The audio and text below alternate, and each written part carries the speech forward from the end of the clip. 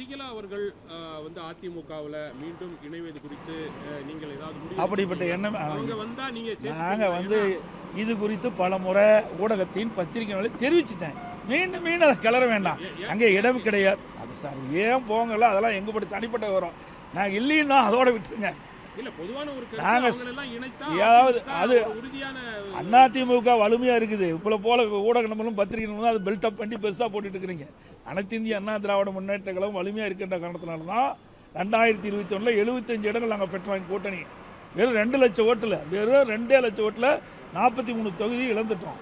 புரியுதுங்களா? பெரிய வித்தியாசம் எங்களுக்கு 3% வித்தியாசம் தான். தினகரனுடைய கட்சி உங்களுடைய அதிமுக பாஜக கூட்டணியில வரும். அதாவது தான் நான் சொல்றேங்களே, ஏசியமாக சொல்வதற்கு எதுவும் இல்லை. சில கட்சிகள் எங்களோட வரும், பேச்சுவார்த்தை நடத்திட்டு இருக்காங்க. அதெல்லாம் வெளிப்படையாக பேச முடியாது. ஒவ்வொன்றாக சேருகின்ற பொழுது உங்களை எல்லாம் அழைத்து நிச்சயமாக தகவல் தெரிவிக்கப்படும். நான் இப்போ வந்து ஒன்று சேர்ந்தாங்க பாட்டாளி மக்கள் கட்சி, உடனே உங்களை எல்லாம் அழைச்சி பேட்டி கொடுத்தோம்ல. ஓபிஎஸ் சேருவதற்கு வாய்ப்பில்லை. பல முறை சொல்லியாச்சு, பேர் பல முறை சொல்லிட்டதை பற்றி அவர் ஏற்கனவே சொல்லிட்டார். பார்த்தீங்கன்னா எங்களுடைய முதலாக ஹோட்டல் ஐடிசி கிராண்ட் சோலா முதல்ல எங்கள் கூட்டணி பேச்சுவார்த்தை அங்கே நடந்தது.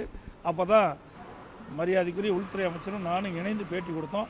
அப்பொழுதே சொல்லிட்டார், உள்கட்சி விவகாரத்தில் தலையிட மாட்டேன்ட்டாரு. அதப்படி தொடர்ந்து அப்படித்தான்